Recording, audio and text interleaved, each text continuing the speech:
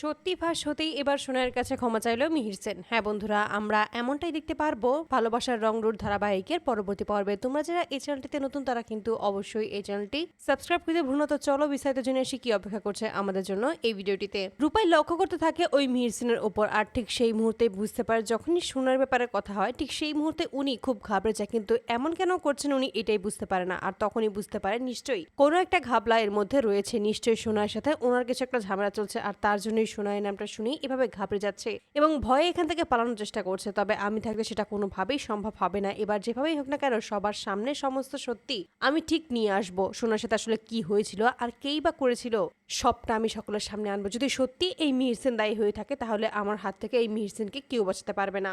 অপরদিকে দাদু সমস্ত সত্যি জেনে যাওয়ার পরেই যখনই ওদেরকে বের করে দেওয়ার চিন্তা করে ঠিক সেই মুহূর্তেই ক্ষমা চেয়ে ওরা দুজন নিজেরাই বাড়ি থেকে বেরিয়ে যাওয়ার জন্য চলে যায়। ঠিক সেই মুহূর্তেই দাদু আটকে দিয়ে বলছে, বেশ তোমরা যেহেতু আমাদের পরিচিত তাই তোমাকে আমরা রাখছি, তবে তোমরা যতক্ষণ না অব্দি নতুন চাকরি পাচ্ছ ততদিন অব্দি এখানেই থাকো। আর এতে করে তখন তারা খুবই খুশি হয়ে যায়, কিন্তু খুশি হতে পারে না আরিয়ান। অপরদিকে দেখা যায় সোনার কাছে আসে রূপাই, আর তখনই বলা যায় এখনো সময় আছে, সত্যি করে বল। আমরা পুলিশ অলরেডি জানিয়ে দিয়েছি, পুলিশ অলরেডি তদন্ত শুরু করে দিয়েছে, তাই এখনই তোর সুযোগ বলার সবটা, তুই আমাকে বলে ফেল সমস্ত কিছু, আর তাহলেই দেখবি সবকিছু ঠিক হয়ে গেছে। কিন্তু প্রথমে কোনো কিছুই বলতে না চাইলেও শেষ মুহূর্তে গিয়ে সোনা নিজেকে ধরে রাখতে পারে না এবং সমস্ত কিছু খুলে বলে। এতে করে ক্ষিপ্ত হয়ে যায় রূপাই ওই মিহির সেনের উপর, আর তখনই সিদ্ধান্ত নেয় এবার সমস্ত প্রমাণ সে জোগাড় করবে এবং শেষ মুহূর্তে গিয়েই সমস্ত সত্যি সকলের সামনে ফাঁস করবে। আর ঠিক তখনই চলে আসে স্টুডিওতে, আর সেখানে এসেই তখন ওই ম্যানেজারকে চেপে ধরে এবং ম্যানেজারের সাথে যে সমস্ত কথা হয়েছিল সেই সমস্ত কথার কল রেকর্ডিং সেখান থেকে পেয়ে যায়। আর এতে করে তখন সমস্ত প্রমাণ নিয়েই মিহির সেনকে ধরার উদ্দেশ্যে বেরিয়ে পড়ে। অন্যদিকে দেখা যায় নতুন করে একটা অনুষ্ঠান শুরু হয়ে যায় এবং সেই অনুষ্ঠানে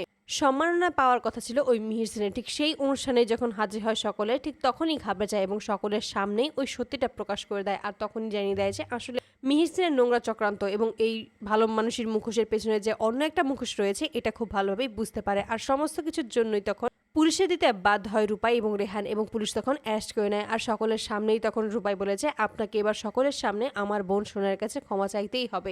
আপনি যে নোংরা কাজ করছেন এর জন্য আপনার কোনো ক্ষমা নেই।